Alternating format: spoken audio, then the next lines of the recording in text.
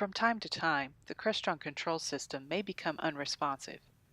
This usually only happens after a building power failure or power surge. If this should happen to you, a hard power reset of the control system may be necessary.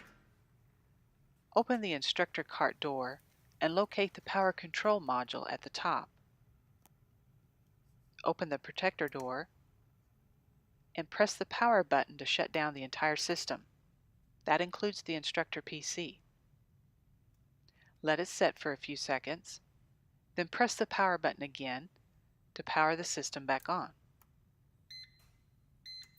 This is not action we want to take very often because it can be a bit jarring on the system components. However, it usually fixes this type of problem. It'll take the control system about 3 to 4 minutes to power back on. If you continue to experience trouble, call the help desk number. It's printed on the red sticker on top of the instructor card.